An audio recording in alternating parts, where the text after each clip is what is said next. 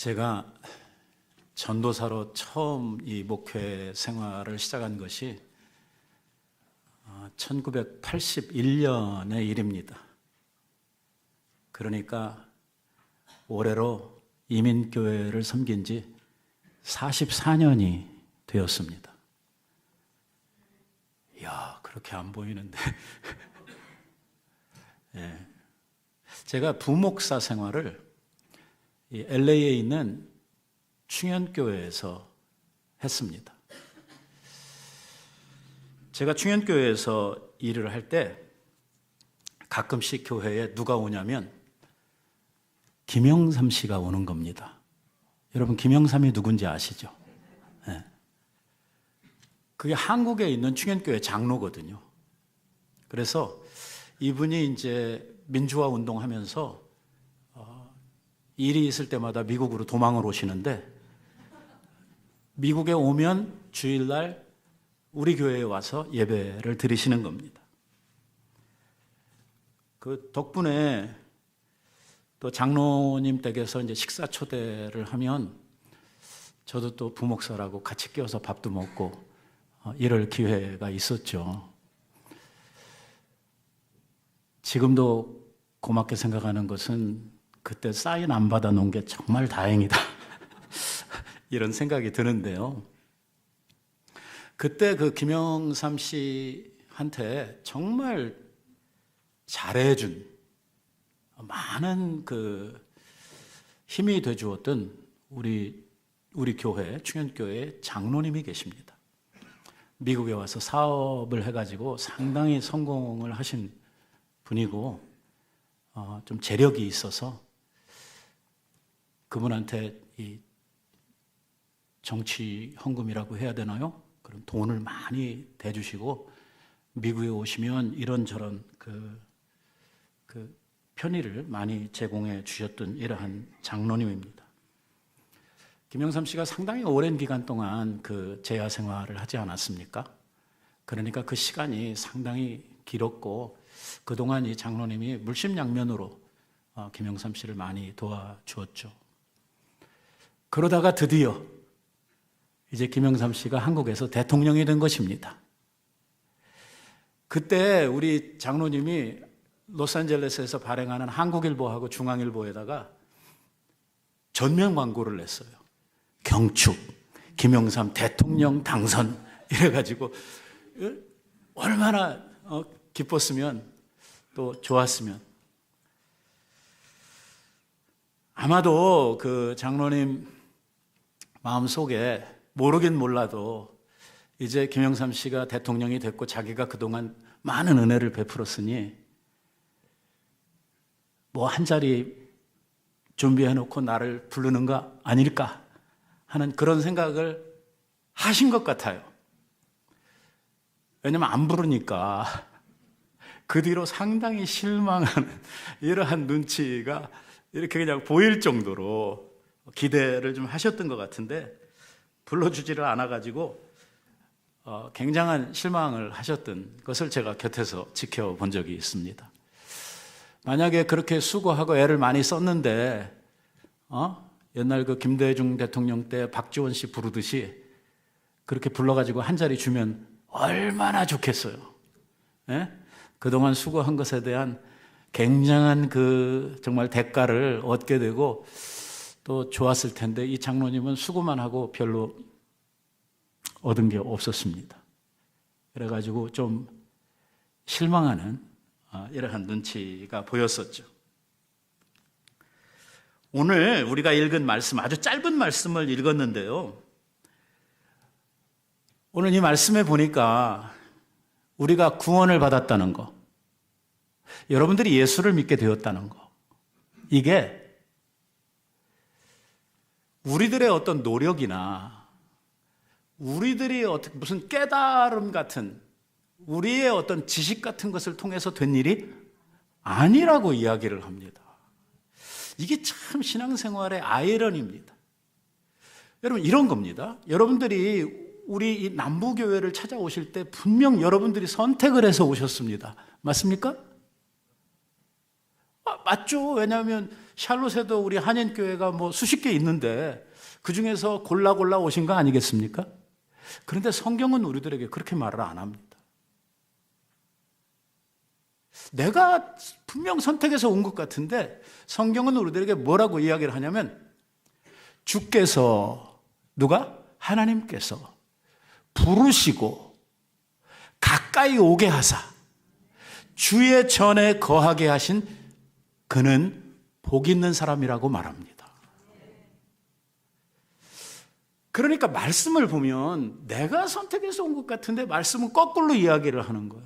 네가 선택해서 온 거 아니다. 내가 불렀다. 이렇게 말씀을 하는 것이죠.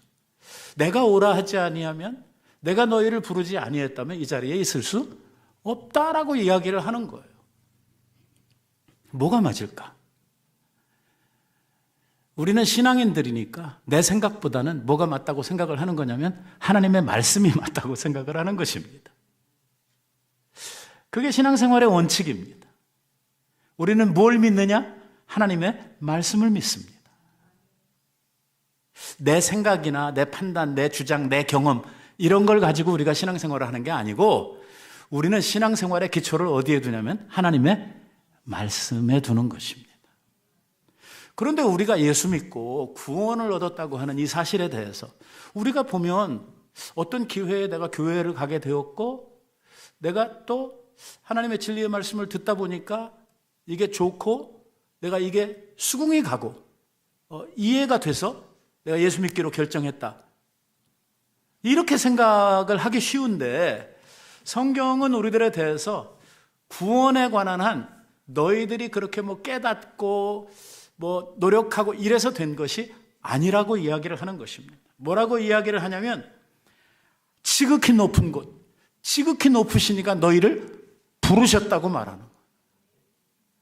하나님이 너희를 부르셨기 때문에 올 수 있었고 하나님의 그 거룩한 부르심 안에서 이 구원이 우리들에게 주어졌다라고 이야기를 하고 있는 것입니다. 이 부르심은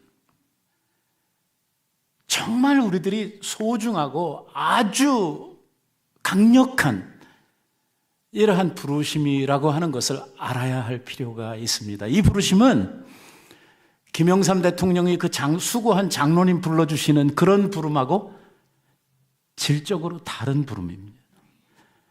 여러분, 그때 그 장로님이 김영삼 씨가 대통령 돼서 불렀으면 얼마나 좋았을까요?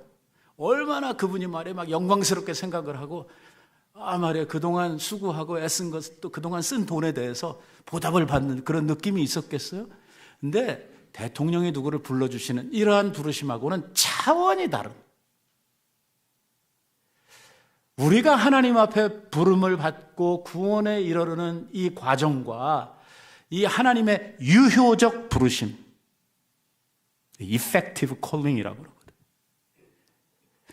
이 하나님의 유효적 부르심, 이걸로 말미암아 우리가 구원에 이르르게 되었는데 우리 성도들은 하나님의 이 부르심에 대해서 잘 알지도 못하고 또 이 부르심을 너무 쉽게, 너무 가볍게 생각하는 경향이 있다는 것입니다.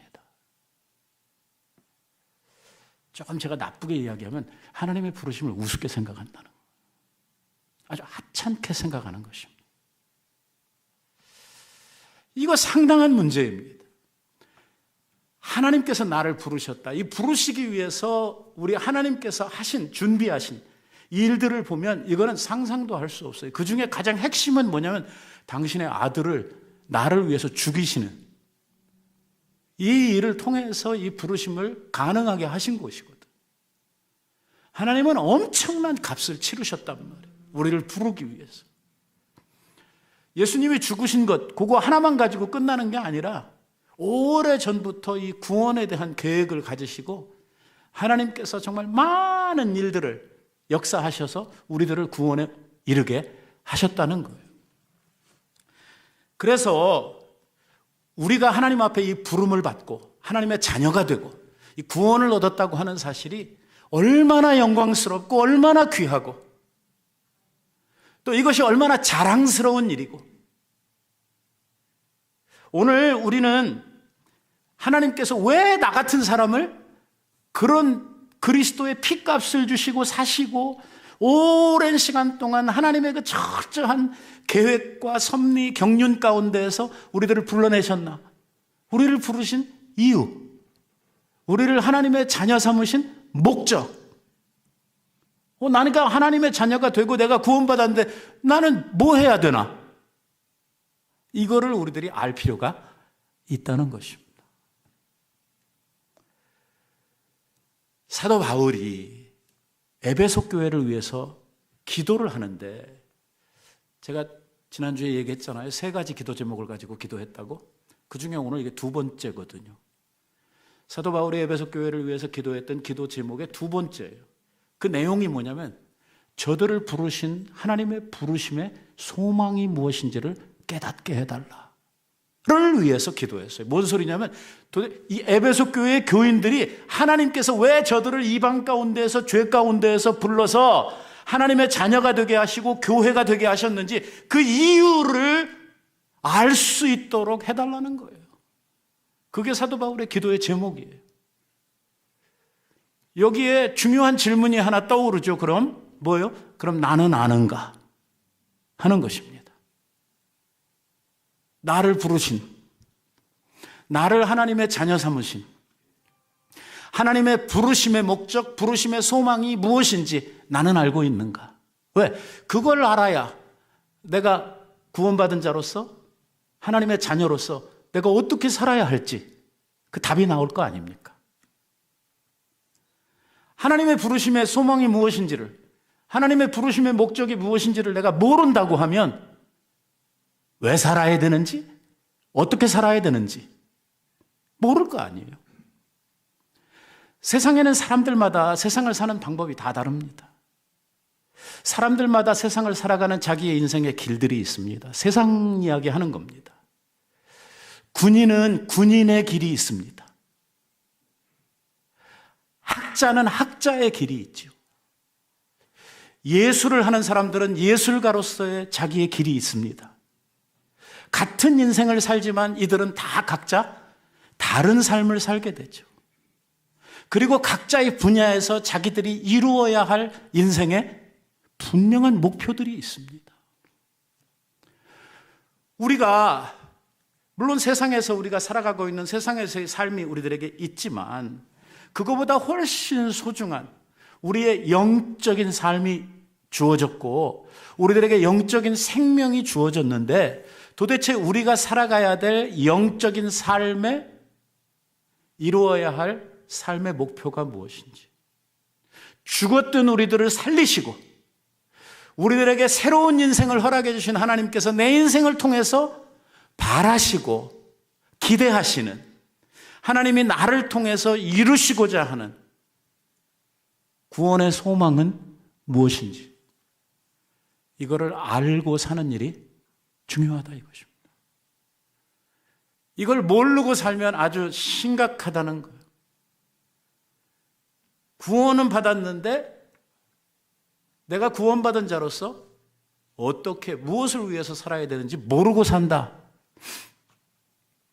이게 이제 우리가 세상에서도 사는 사람들 가만히 들여다보면 그냥 밥은 먹고 사는데 저건 왜 사는지, 뭘 위해서 사는지도 모르고 그냥 맨날 먹고 농땡이 치면서 사는 이러한 사람들도 있거든요. 우리도 자칫 잘못하면 영적으로 그런 논팽이 인생을 살게 된다는 것이죠. 아까 우리가 읽었던 말씀에 뭐라고 말씀을 하셨냐면 너희의 마음의 눈을 밝히사 그의 부르심의 소망이 무엇이며 라고 이야기를 하셨어요. 자, 여기에 분명 알게 해달라고 기도하는 내용 가운데 부르심의 소망이 무엇인지를 알게 해달라 이렇게 기도를 하는데요. 그리고 이제 다음번에 제가 말씀을 나누겠습니다만은 뭐라고 그러냐면 그의 힘에, 그 바로 다음 절에 나오는 말씀에 그의 힘의 강력으로 역사하심을 따라 우리 믿는 자에게 베푸시는 능력의 크심이 무엇인지를 너희로 하여금 알게 하기를 원하노라 이렇게 기도하고 있어요. 자, 보세요. 하나님이 우리를 부르셨어요. 부르심의 목적이 있어요. 우리들을 통해 하시고 싶어 하시는. 나를 향하신 하나님의 뭐가 있냐면 기대가 있어요. 그런데 이 기대, 우리가 해야 할 일, 이 일을 위하여 오늘 우리가 알아서 우리가 가지고 있는 지혜로, 우리가 가지고 있는 어떤 능력으로 그걸 하기를 바라시는 거 아니에요. 하나님께서는 구원받은 우리에게 뭘 주시고자 하시냐면 하나님의 능력을 부으시기를 원하시는. 그러니까 하나님의 일, 하나님의 자녀로서 살아가는 내 인생에 내 힘, 내 지혜, 내 경험 가지고 사는 것이 아니고 우리 그리스도인의 삶은 철저하게 뭘 의지해서 사냐면 하나님의 주시는 힘으로 사는 거예요. 하나님 주시는 지혜로 사는 거예요. 그래서 우리가 말씀이 귀하다는 거예요. 왜? 하나님의 지혜가 말씀 속에 있거든요. 이걸 모르면 하나님의 지혜에 대해서 알 방법이 없거든. 그런데 이렇게 살아가고 어떤 결과물을 만들어내기 위해서 하나님의 기대를 충족시키기 위해서 하나님이 뭘 주시냐면 하나님의 능력을 부으신단 말이에요. 자, 여기 오면 이제 문제가 생기는 거예요. 구원받은 건 어느 정도 인정을 하겠는데 하나님이 나한테 능력을 주셨다고 하는 거는 잘 인정하기 쉽지 않은, 나한테 무슨 능력이 있지? 뭐 이런. 하나님은 구원받은 나를 통해서 무슨 일을 하기를 원하시지? 하는 것에서부터 시작해서 오늘 그 일을 하기 위해서 내 힘, 내 지혜, 내 어떤 능력 가지고 하는 거 아니고 하나님이 주시는지, 하나님이 주시는 능력 가지고 한다고 그러는데 도대체 나는 그런 능력이 나한테 와 있는가? 에 대한 질문을 우리들이 할 수밖에 없거든요. 그런데 바울은 기도하면서 뭐라고 기도하냐면 에베소 교회 교인들도 이걸 모르고 지금 살고 있다는 거예요. 이게 모르고 신앙생활을 하고 있어요. 구원받은 것은 맞아요. 그런데 이런 거 모르고 살고 있단 말이에요. 그러니까 에베소 교회 교인들을 위해서 기도할 때마다 바울이 눈물을 흘리며 간절히 기도하는 기도의 제목이 뭐냐면 제발 좀 저들에게 알게 해달라는 것입니다. 왜 불렀는지, 또 그 부르심의 소망, 부르심의 목적을 이루기 위해서 하나님께서 어떤 능력을 주셨는지, 받았는데 받은 줄을 몰라요. 옛날에 제가 어떤 목사님 하시는 말씀 들은 것이 기억이 나는데요. 미국에서 노예 해방이 끝나고 노인들을 이제 다 그 자유를 주면서 이제 저마다 살 수 있도록 하는데 마음씨 좋은 주인이 그 자기를 위해서 그동안 수고하고 살았던, 그리고 정말 가깝게 지냈던 이 저기를 위해서 나가서 잘 살 수 있도록 생활 정착을 위해서 상당한 돈을 은행에서 이 사람 명의로 해가지고 어카운트를 만들어서 집을 떠나는 이 노예 종에게 이걸 줬어요. 가서 잘 살으라고. 그런데 몇 년 있다가 거지꼴이 된 이 노예가 이 주인을 다시 찾아왔다는 거예요. 자기가 도저히 살 방법이 없고 먹고 살 길이 없으니 자기를 노예로 다시 받아달라고. 이렇게 다시 찾아왔다는 거예요. 그 주인이, 아니 네가 충분히 살아갈 수 있도록 내가 너에게 한미천 줬는데 어떻게 얼마 안 되는 시간에 이런 꼴이 돼가지고 다시 올 수 있느냐?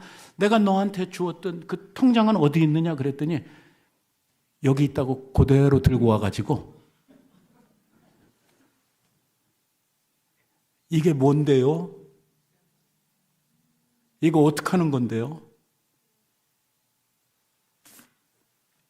모르는 거예요. 뭘 받았는지도 모르고 어떻게 쓰는지도 모르고 그냥 거지로 그냥 사는 거예요. 오늘 우리가 딱 그 꼴이란 말. 하나님이 주셨는데 뭘 받았는지도 모르고 어떻게 쓰는지도 모르고, 그래가지고 영적으로 보면 거지 같은, 빈털터리 같은 이러한 신앙생활을 하고 있다는 거거든요. 그러니까 바울이 너무 답답해가지고 에베소 교회 교인들을 도대체 하나님이 뭘 주셨는지, 어떤 능력을 주셨는지 좀 알게 해달라고, 그래서 그것을 사용할 수 있도록, 그것을 통해서 하나님의 부르심의 소망을 이룰 수 있도록 해달라고 지금 기도하고 있어요. 여기에 중요한 말이 하나 있어요. 아까 우리가 읽었던 말씀에요, 그 첫 절에서 뭐라고 이야기를 하고 있냐면, 너희의 마음의 뭐요? 마음의 눈을 밝히사, 이 말이에요. 이게 그냥 알아지지 않아요. 이거를 알려고 그러면 뭐가 열려야 돼요? 마음의 눈이 열려야 돼요. 소위 우리가 말하는 영안이 열려야 되는 거예요. 하나님의 눈이 열려야 돼요. 우리 안에 하나님 주신 생명이에요. 우리 안에 와 있는 생명이 내 죽을 육신의 생명이 다시 있는 게 아니고 하나님께서 주신 하나님의 생명이 우리 안에 와 있어요. 그런데 그 하나님의 생명이 우리 안에 와 있는데 그 눈이 뜨여지게 해달라는 거예요.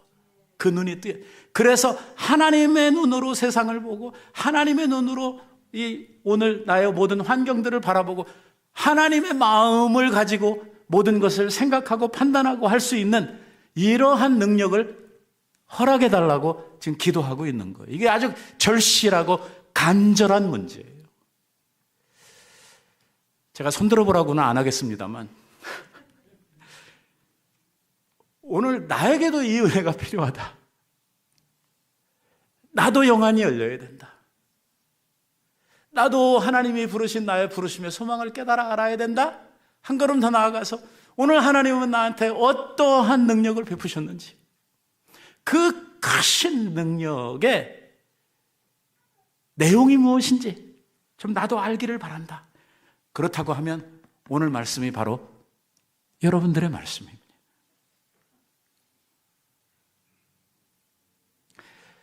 우리가 성경을 이렇게 쭉 보면 예수를 믿고 나면 그 다음에 어떻게 되는지에 대한 것을 구체적으로 말하고 있는 것이 그리 많지 않습니다. 그냥 우리들이 단순하게 예수 믿으면 어디 간다? 천국 간다. 뭐 그 정도 우리들이 이해를 하고 있는 것이죠. 그리고 천국에 대한 이야기도 성경에 그렇게 자세히 말하고 있지 않습니다. 천국은 상당히 신비롭고 상당히 비밀스러운 이러한 것으로 성경 안에 이렇게 많이 노출되어져 있지 않습니다. 그러다 보니까 이단들이나 신비주의자들이 천국에 대해서 별소리를 다 합니다. 지 하고 싶은 말대로 막 하는 거예요. 왜? 없으니까. 왜냐하면 뭐라고 해도 그걸 또 반박할 수 있는 내용도 없으니까 그냥 하고 싶은 대로 말하는 거예요. 그래서 한동안은요, 뭐 펄스인지 콜렌지 하는 사람이 자기가 뭐 천국 갔다 왔는데 어쩌고 어쩌더라, 뭐 이런 소리 해가지고 사람들이나 속이고 말이에요. 가보니까 막 집들이 황금으로 지어져 있는데 막 사람들이 황금 마차를 타고 다니면서 뭐 문패에 아주 엄청난 맨션이 있고 그 앞에 자기 이름표가 써 있는 문패가 있더라, 뭐 이딴 소리나 하고. 진짜 어처구니 없는 이러한 내용들을 천국 이야기라고 하고 있죠. 사람들을 속이는 거죠. 왜?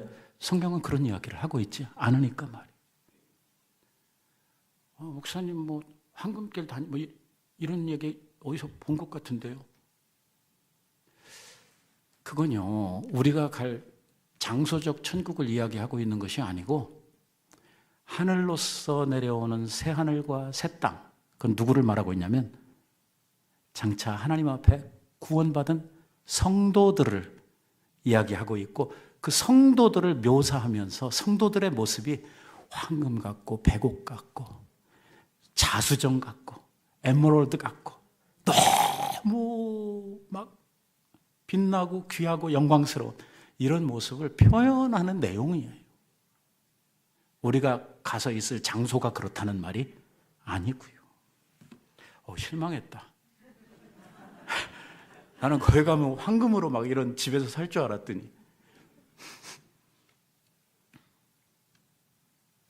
천국은요, 우리가 상상하고 우리가 지금 살고 있는 이 세상과 비교하거나 그것을 설명할 수 있는 이런 나라가 아니에요.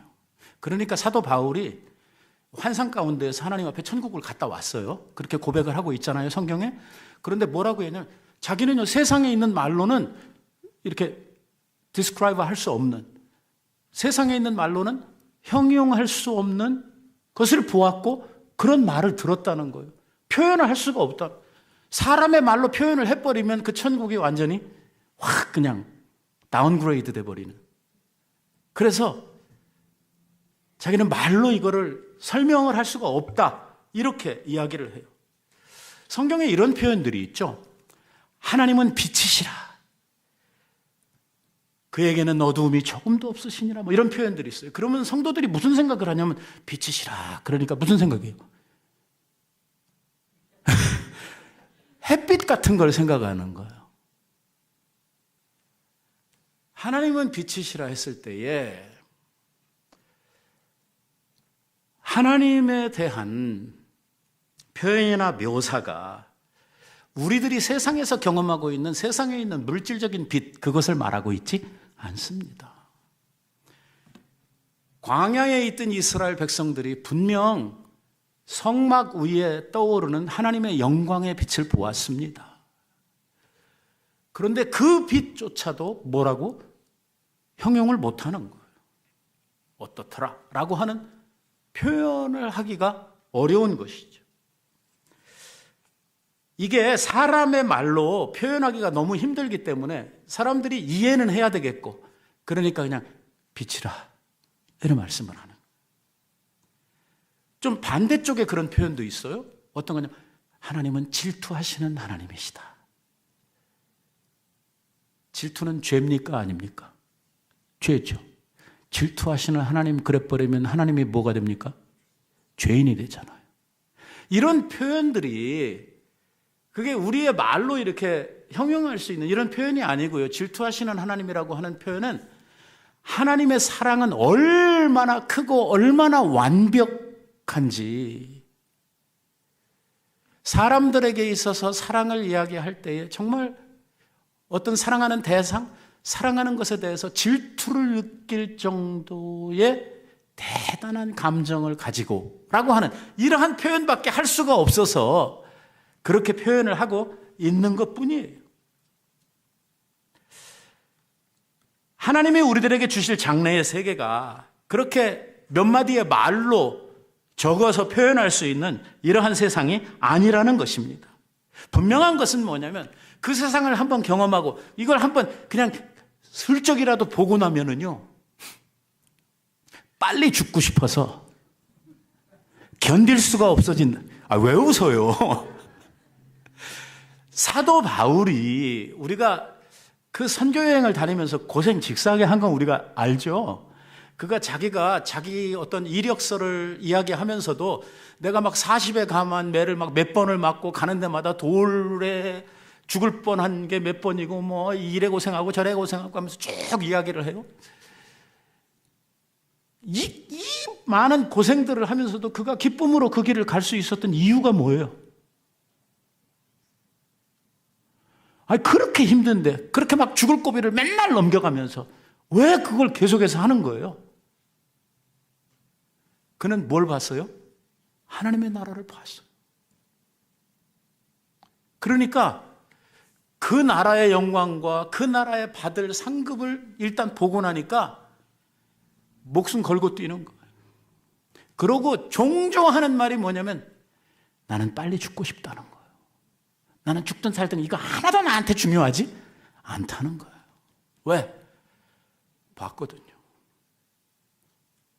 어디를 가야 할지, 내가 지금 가고 있는 곳이 어디인지를 그는 알았다는 것입니다. 그런데 이러한 것들이 그냥은 안 보이고요. 성령께서 우리의 마음의 눈을 열어주실 때 보인단 말이에요. 그러니까 기도하는 거예요. 바울이 하나님 제발 에베소 교회 성도들의 눈을 열어주세요. 마음의 눈을 열어주세요. 저들의 영안을 열어주세요. 이게 바울만 이야기하는 게 아니에요. 예수님께서도 이러한 이야기를 자주 하셨어요.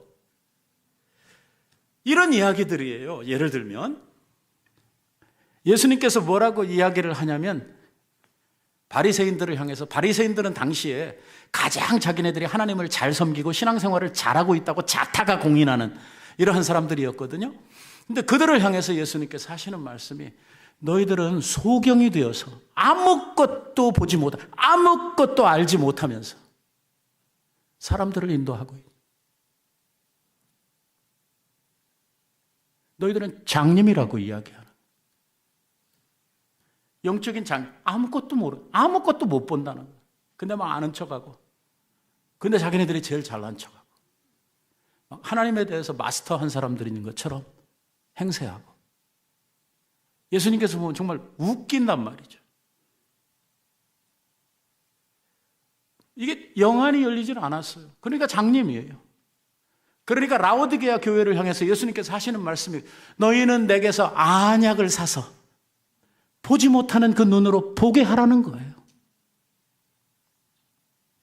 이게 보는 것과 못 보는 건 완전 다른 세상이잖아요. 우리도 봐야죠. 하나님이 우리들을 위해서 예배하신 그 세상, 하나님이 우리들을 부르신 그 부르심, 이게 얼마나 영광스러운 일인지. 세상에 있는 직업이 부업이 되고 하나님이 나를 부르신 그 부르심이 내 본업이 되는 그 가장 귀하고 강력한 이 부르심이 뭔지를 알게 해달라는 거거든. 그거 좀 보게 해달라는 거. 또 하나님께서 그 일을 이루시기 위해서 우리에게 베풀어 주신 하나님의 능력의 크심이 무엇인지 이거를 알게 해달라는 거거든. 예수님의 삶을 우리가 가만히 한번 살펴보십시다. 예수님이 이 세상에 계실 때 하나님의 아들로서 또 거룩한 성도의 한 사람으로서의 완벽한 본을 우리들에게 보여주셨죠. 우리 예수님께서 어떤 일을 많이 하셨어요? 수많은 엄청난 상상도 할 수 없는 일들을 하셨어요. 아니 그냥 현상적으로 뭐 기적을 베푸는 거기가 아니고 그것보다 훨씬 더 큰 세계, 예수님이 알고 있는 하나님의 나라, 그리고 그 나라를 위한 예수님의 사역들. 그런데 실제로 보세요. 예수님이 그 많은 사역을 하기 위해서 돈이, 재산이 많았나요? 신분이 높았나요? 세상에서 아무것도 없었어요, 예수님. 그런데 예수님은 이 세상 계시는 동안 모든 일을 넘치도록 하셨어요. 이거 다 누가 주신 능력이에요? 아버지께서 주신 능력이에요. 예수님께서 지상생애를 마치시면서 제자들에게 하시는 말씀이에요. 제 얘기가 아니고. 너희는 믿음으로 나보다 더 큰 일을 할 거라는 거예요. 예수님만큼만 해도 대단한데 예수님은 제자들에게 뭐라고 말씀하시냐면 너희는 나보다 더 큰 일을 할 수 있다.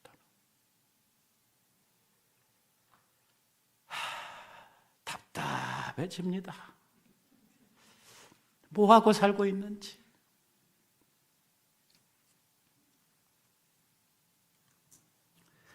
물론 우리가 생각하고 우리가 이루려고 하는 것이 뭐 물 위를 걸어가고 막 죽은 사람 살려내고 그런 거 아닙니다. 왜? 부르심이 다르기 때문입니다.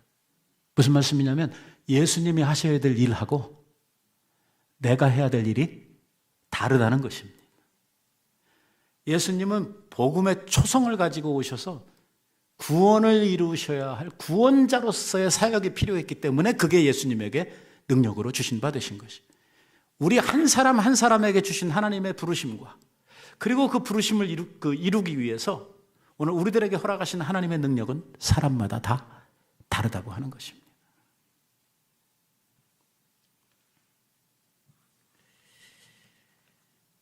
저는 그렇게 생각을 합니다. 하나님께서 우리가 세상에 있는 동안에 하나님은요, 마치 어떤 돈 많은 주인이 자기 종들이나 아들에게 열심히 일해서 오늘 이 가업을 아니면 주인의 일을 부응시키고 잘 감당을 해라 해가지고 달란트를 주고 떠나잖아요, 주인이. 이걸 우리식으로 이야기하면 마치 천국에 있는 은행으로부터 돈을 빌려받은 것과 같다고 생각을 합니다. 언제 이것을 회개를 할 거냐면 주님 앞에 서는 그날 우리는 받은 것들, 하나님으로부터 우리들이 받아가지고 있었던 모든 것들에 대해서 우리는 회개할 날이 올 것입니다. 청지기로서, 사명자로서, 은사를 받은 자로서 오늘 우리들에게 주신 하나님의 모든 부르심의 모양에 따라서 또 주신 능력에 따라서 하나님께서 어느 날 우리들에게 회개할 날이 오실 것이라고 하는 것입니다. 예수님을 놓고 보면 예수님은 하나님으로부터 온 모든 은혜와 능력을 가지고 엄청난 결과를 남기셨습니다. 우리들에게 요구되는 것은 우리는 예수님은 아니에요. 왜? 나는 구원자가 아니잖아요. 그러나 우리들 개개인들에게 주어져 있는 하나님의 능력, 하나님께서 우리들에게 주신 달란트들이 있단 말이에요.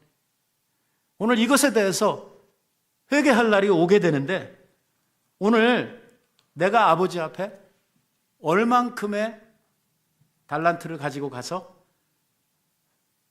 주인 앞에, 아버지 앞에 이렇게 이윤을 남겼다고 말할 수 있을까 하는 것이 우리들에게 있어서의 초미의 관심사입니다. 한번 생각해 보십시다. 나는 뭘 받았나? 나는 얼마나 받았나? 모르겠는데. 눈이 안 떠졌으니까. 뭘 받았는지도 모르니까. 그 해방받은 흑인 아저씨처럼 손에 들고도 뭔지를 모르니까. 빨리 알아야죠. 누가 알게 해주세요? 성령께서 알게 해주실 거예요. 그러니까 기도해야 되는 거예요. 내 눈을 열어달라고. 그러니까 볼 수 있는 사람은 행복한 사람이에요. 옛날 아람 군대가 사마리아 성을 에워싸고 엘리야를 잡으려고 쭉 군대가 와서 지금 위협을 하고 있는데 종이 나가서 보니까 이게 사태가 보통 일이 아니란 말이죠. 얼른 뛰어들어와 가지고 주인에게 이야기를 합니다. 큰일 났습니다. 지금 선생님을 잡으려고 아람 군대가 뺑뺑 포위하고 둘러섰습니다. 그때 선지자가 하나님 앞에 기도하잖아요. 뭐라고 기도했어요? 하나님, 이 종의 눈을 여셔서 뭘 보게 해달라고? 하나님의 군대가 그 아람 군대를 포위하고 있는 것을 보게 해달라고. 그러니까 누구 눈에는 보이고 누구 눈에는 안 보이고, 안 보이니까 그 소리가 나오는 거예요. 안 보이니까 그렇게 절망하고 그렇게 죽겠다고 아우성을 칠 수밖에 없도록 되어져 있는 것이거든요. 장차 우리들의 받을 영광의 기업이 무엇인지 알게 해달라는 거예요. 이게 보여야 신앙생활을 목숨 걸고 하게 돼 있거든요.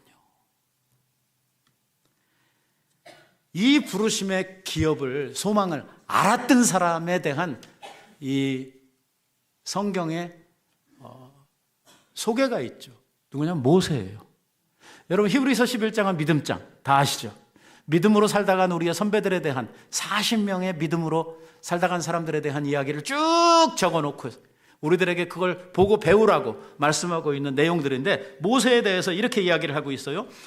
믿음으로 모세는 장성하여 바로의 공주의 아들이라 칭함을 거절하고, 이 말이 쉽게 말하면 무슨 말이냐면 이집트의 황제가 되는 그걸 거절했단 말이에요. 아무리 천국이 좋아도 이집트의 황제를 거절하는 건 말이 안 되죠. 그런데 모세는 거절했단 말이에요. 왜 거절했느냐? 그 뒤에 뭐라고 그래요? 그는 도리어 하나님의 백성들과 함께 고난받기를 잠시 세상에서 죄악의 낙을 누리는 것보다 더 좋아하였으니 그리스도를 위하여 받는 능욕을 애굽의 모든 보화보다 더 큰 재물로 여겼으니, 이는, 그 말이 중요해요. 이는 뭐예요? 왜? 상 주시는 하나님을 바라보았다는 거예요. 뭐예요? 세상에서 받을 황제로서의 광영보다 뭐가 더 좋아요? 장차 하나님으로부터 받을 그 기업을 더 크게. 모세 바보 아닙니다. 우리보다 몇 배 똑똑한 사람입니다. 그 사람 200만이 넘는 군중을 40년 동안이나 이끌고 가던 지도자입니다. 바보 아니에요. 그 사람이 이렇게 살았다는 거예요. 왕이 되는 걸 거절하고 하나님의 백성들과 고난받는 걸 더 기뻐했다는 거예요. 왜? 장차 하나님께서 자기에게 무엇을 주시고 예비하고 계신지 알았다는 거예요. 봤다는 거예요. 우리들도 그게 보여야 신앙생활이 잘 되는 거거든요. 이게 안 보이니까 툭 하면 말 안 하겠습니다. 디모데 후서에 사도 바울이 이런 이야기를 합니다. 내가 선한 싸움을 싸우고 나의 달려갈 길을 마치고 믿음을 지켰으니 이제 후로는 나를 위하여 의의 면류관이 예비되었으므로 곧 주 의로우신 재판장이 그날에 내게 주실 것이니 내게만이 아니라 주의 나타나심을 사모하는 모든 자에게 주실 것이라고 이야기를 하고 순교의 길을 갔습니다. 여러분, 우리에게도 주신다고 말씀하셨습니다. 이거 받아야 되잖아요. 사도 바울은요, 우리가 받을 천국의 영광에 대해서 이렇게 이야기를 합니다. 받을 우리 모두의 상급이 똑같지 않다는 겁니다. 누구는 해의 영광을 받을 것이고 누구는 달의 영광을 받을 것이고, 이것도 또 문자적으로 생각하지 마세요. 다르다는 거예요. 다르다는 거예요. 그러기에 오늘 우리가 살고 있는 이 세상은 그 끝에 어디하고 연결이 되고 있냐면 천국과 연결이 되고 있다는 거예요. 그래서 이 세상에서 우리가 어떻게 살아야 할지, 오늘 내가 무엇을 위해서 살아야 할지 하나님 앞에 알고 사는 일이 중요하다는 거예요. 이걸 모르고 살고 있다고 하면 얼마나 어리석고 얼마나 불쌍한 이러한 인생이 되는가를 지금 우리들에게 이야기하고 있는 것입니다. 중요한 것은 우리가 살고 있는 우리의 인생이 짧다는 것입니다. 그건 인정하십니까? 네, 그렇게 길지 않습니다. 이 짧은 인생 잘하고 나면 영원한 삶이 우리들에게 주어지게 될 것입니다. 바리새인들을 향해서 예수님께서 책망하셨던 이 말을 귀에 꼭 우리는 들어야 합니다. 뭐라고 말씀하셨냐면 너희는 이미 내 상을 받았느니라. 상이 있다는 거예요? 없다는 거예요? 없다는 거예요. 그러니까 바리새인들은 잘난 체하고 저희들이 뭐 세상에 제일 신앙생활 잘하는 것처럼 이야기했지만 그들은 가장 불쌍한 사람들이다 라고 예수님께서 평하신 거죠. 우리는 그렇게 되면 안 되잖아요. 우리는 장차 받을 하나님으로부터의 기업, 하나님으로부터의 영광을 얻기 위해서 오늘 하나님은 나를 왜 부르시고 어떤 기대를 가지고 내가 어떻게 살기를 원하시는지 우리가 깨달아 알므로 말미암아 오늘 하나님 앞에 주님 원하시는 이러한 구원받은 자로서의 삶, 하나님의 자녀로서의 삶을 바로 살아서 장차 하나님께서 주시는 그 영광의 기업에 들어가는 우리 모두가 꼭 되어야 될 줄로 믿습니다. 오늘 이 설교를 들은 사람 중에 한 사람도 낙오하는 사람이 없기를 우리 예수님의 이름으로 축원드립니다. 기도하십시다.